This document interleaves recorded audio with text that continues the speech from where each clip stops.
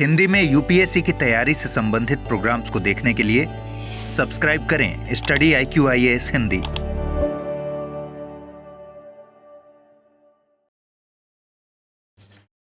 नमस्कार दोस्तों, स्वागत है आप लोगों का। मेरा नाम है गौरव शर्मा और अभी आपने खबरों में सुना होगा कि हाईकोर्ट के एक न्यायाधीश हैं, उनको हटाने के लिए महाभियोग लेकर आ रहा है विपक्ष। क्यों लेकर आ रहे हैं, ये सारी बातों को समझने की कोशिश करेंगे। महाभियोग की प्रक्रिया क्या होती है इसको भी जानेंगे और बहुत इंटरेस्टिंग कंसेप्ट है, आपको बहुत इसमें मजा आएगा। एक बार आप खबर को देख लीजिए। खबर क्या कहती है कि जो हमारा इंडिया ब्लॉक है, इस India block to move an impeachment motion against justice GR Swaminathan. जो हमारा इंडिया ब्लॉक है इसके द्वारा एक इम्पीचमेंट लेकर आया है, इम्पीचमेंट मोशन। और इम्पीचमेंट मोशन किसके खिलाफ लेकर आ गए हैं? जस्टिस हमारे जो GR स्वामीनाथन है, इन GR स्वामीनाथन के ऊपर।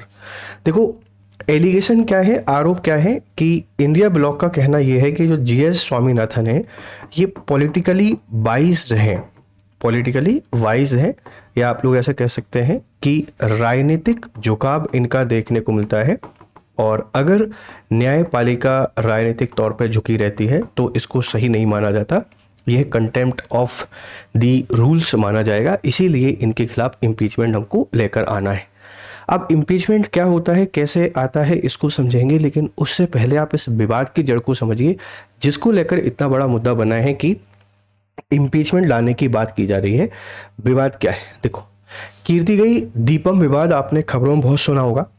ये जो दीपम विवाद है इसको नाम हमने दिया है क्या? कीर्तिगम अप्पई दीपम विवाद भी आपने सुना होगा। ये यही है कि किससे संबंधित है, तो बेटा तमिलनाडु से संबंधित है ना। तमिलनाडु, जिसको आप लोग मद्रास कहते हैं, अपने मद्रास से तमिलनाडु से संबंधित है। जगह की आपसे कोई बात करेगा तो जो मुदरई है मुदरई, इस मुदरई के पास में थिरुअप्परन कुंद्रम पहाड़ी है। थिरुअप्परन कुंद्रम पहाड़ी है जिसकी ऊंचाई 500 से 600 मीटर के आसपास आपको देखने को मिलती है। यहाँ दीपूथान करके एक पत्थर है और इस दीपूथान पत्थर पर दीपक जलाने की परंपरा, जो कि मंदिर है सुब्रमण्य स्वामी। तो आपसे कोई पूछ सकता है, इनमें से कोई भी चीज आपके पेपर में आ सकती है कि कहाँ से संबंधित है, जगह कहाँ की है, पहाड़ी का नाम क्या है, ऊंचाई कितनी है, मंदिर कौन सा है, सुब्रमण्य स्वामी मंदिर है। यहाँ पे दीपूथान करके एक पत्थर है। अब ये पत्थर काफी ऊंचा है, तो देखो होता क्या है, इस पत्थर के नीचे दीपक जलता था। दीपक मतलब दीपक। अब दिसंबर 2025 में क्या हुआ, मद्रास हाईकोर्ट में फैसला गया तो पत्थर के ऊपर दीपक लगाने की परमिशन दे दी। और पत्थर के ऊपर दीपक लगाने की परमिशन दी तो एक सांप्रदायिक तनाव यहाँ पर क्रिएट हो गया, जिसको हिंदू वर्सेस मुस्लिम यहाँ पर बोला गया।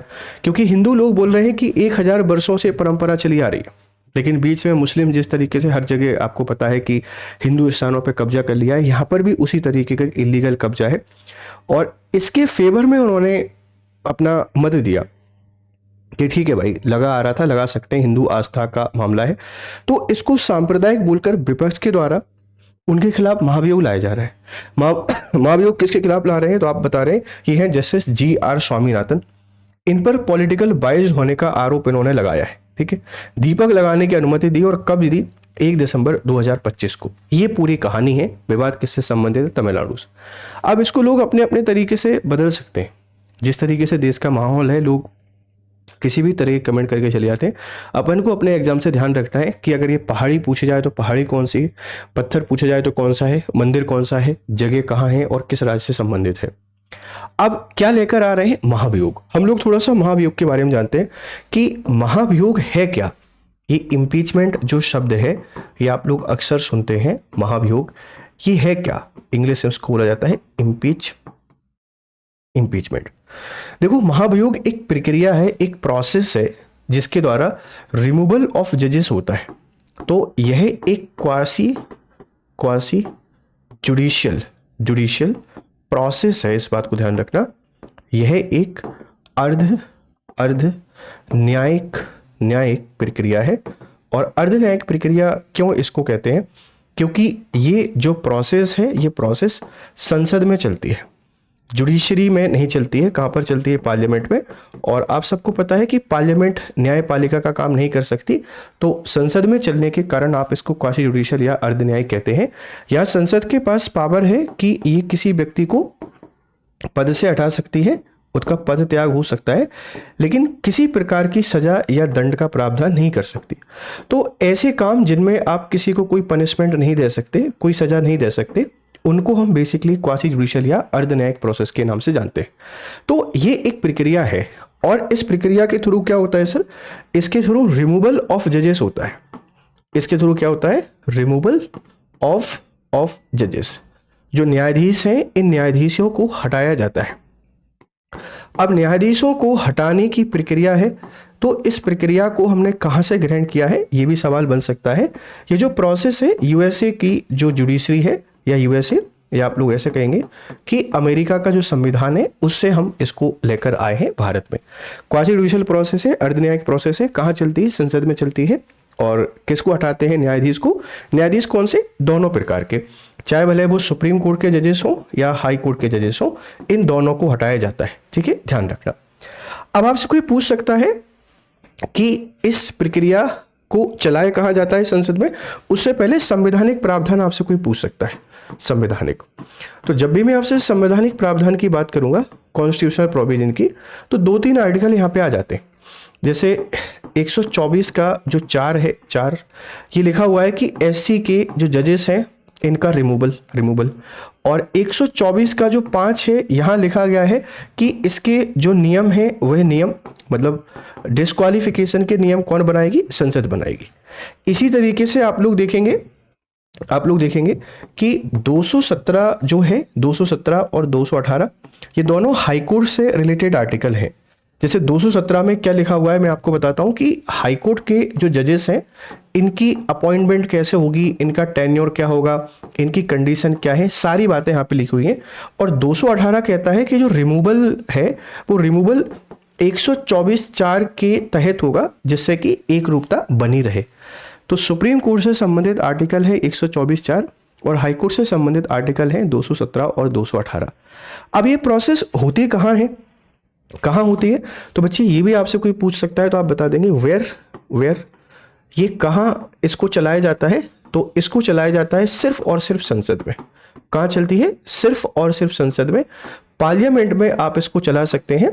और आपसे कोई पूछेगा कि लास्ट वर्डिक्ट किसका होता है, अंतिम वर्डिक्ट किसका होता है, तो आप बता देंगे ये अंतिम वर्डिक्ट होता है प्रेसिडेंट साहब का। किसका होता है, प्रेसिडेंट साहब का, राष्ट्रपति साहब का। अब आपसे कोई पूछ सकता है ये प्रोसेस होती कैसे है, इसकी पूरी प्रक्रिया बता दीजिए। आपने बेसिक सारी बातें यहाँ पे समझ ली हैं कि महाभियोग लाया जा रहा है, महाभियोग है क्या, कहाँ से लेकर आए हैं, कहाँ चलती है। अब जब मैं इसकी प्रोसेस की आपसे बात करता हूं तो आप प्रोसेस को देखो। प्रक्रिया क्या है, प्रक्रिया, जब भी आप लोग प्रक्रिया की तरफ आते हैं या प्रोसेस को समझने की कोशिश करते हैं, प्रोसेस हमसे कहती है कि इट कैन बी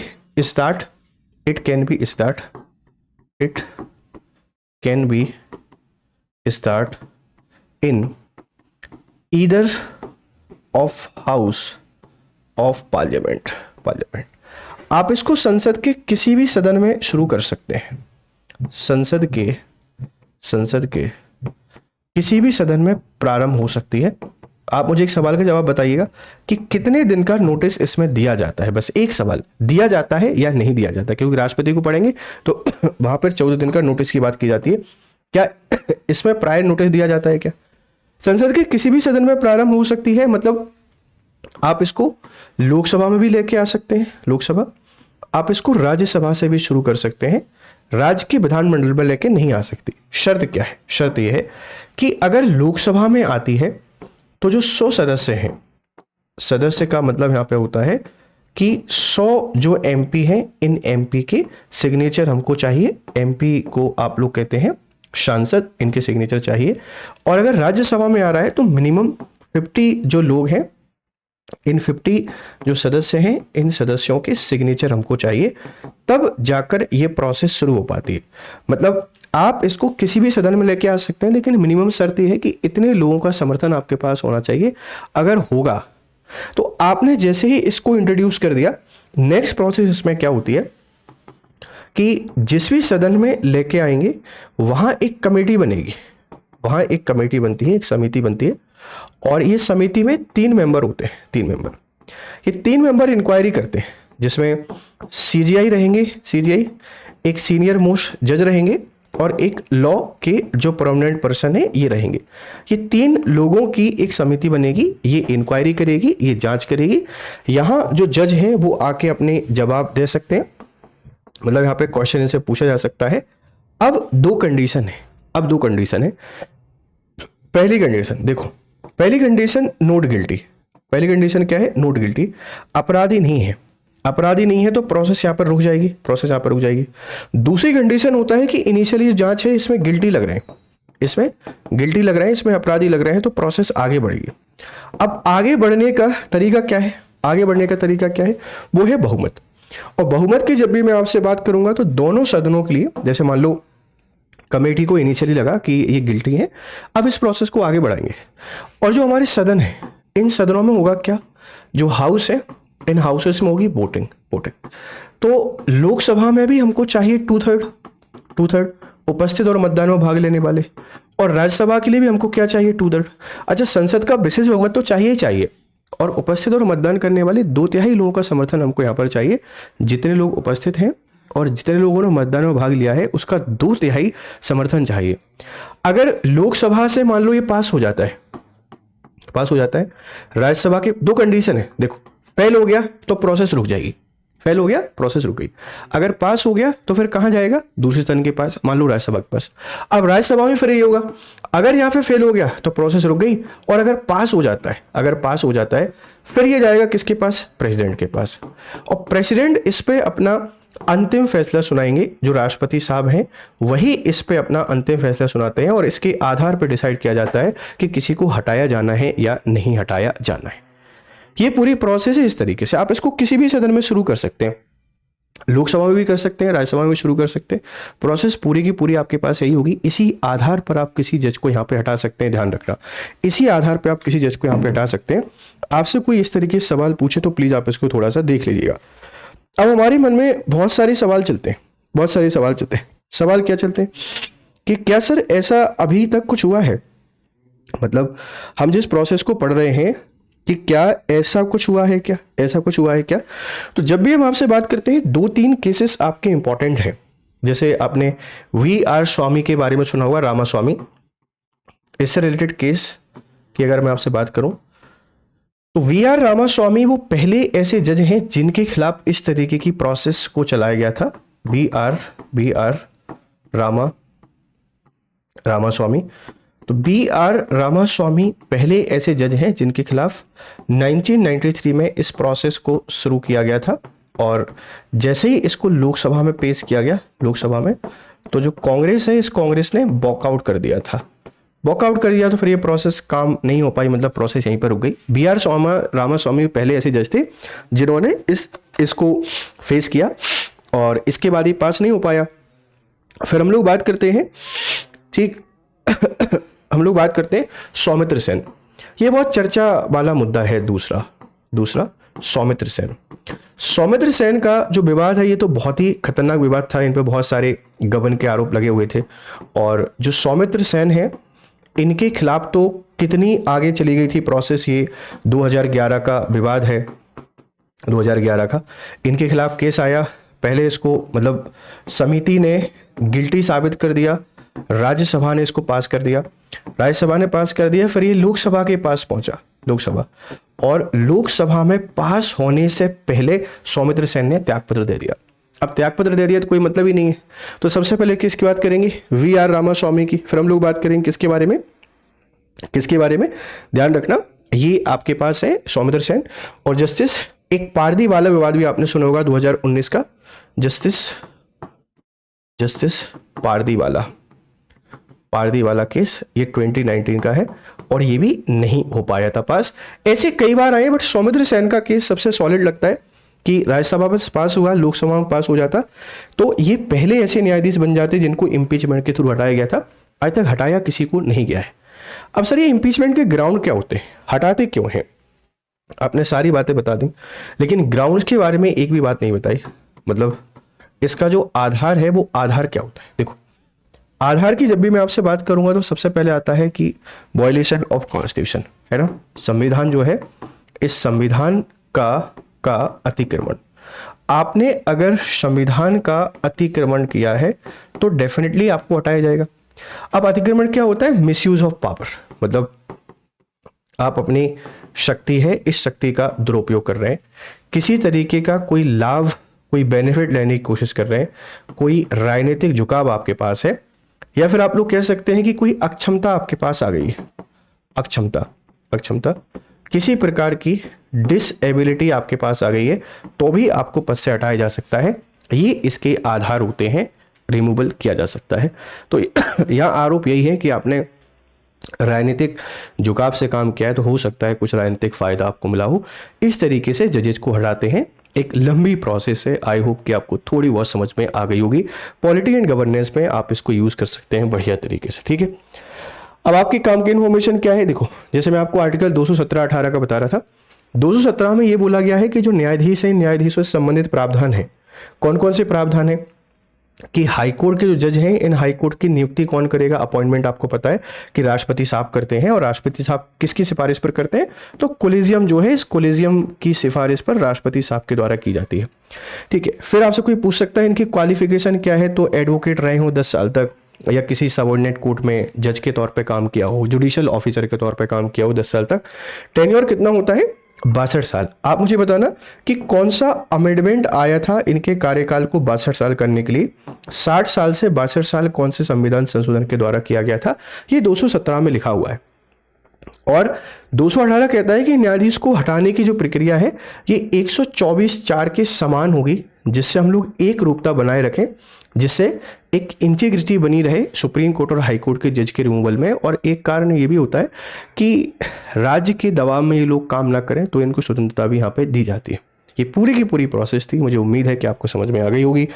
अब आपके काम की खबर क्या है? देखो, ये हमारे फाउंडेशन बैचेस हैं। आप 2027 की तैयारी कर रहे हो तो GS लाइव कोड यूज़ कर सकते हैं। 9 दिसंबर से बैच की शुरुआत हो गई है, और मात्र 11,000 रुपये में आपको पूरा GS फाउंडेशन बैच मिल रहा है। तो ज्वाइन GS फाउंडेशन बैच। 2028 के लिए भी आपके पास एक बैच है। आप GS लाइव कोड के थ्रू इसको यूज़ कर सकते हैं, और ये 29,999 रुपये से इसकी शुरुआत हो रही है। ये 9 दिसंबर 2025 शाम को 6 बजे से क्लासेस शुरू हो चुकी हैं। आप इनमें एनरोल करें, और अगर आपको PDF चाहिए तो इस ग्रुप को ज्वाइन कर लीजिए, और कोई डाउट है तो इंस्टाग्राम पे आ जाइए। फिर मिलते हैं आपसे दूसरी किसी क्लास में। तब तक खुश रहें, मस्त रहें। Have nice time, good day. Hindi में UPSC की तैयारी से संबंधित प्रोग्राम्स को देखने के लिए सब्सक्राइब करें स्टडी IQ IAS हिंदी।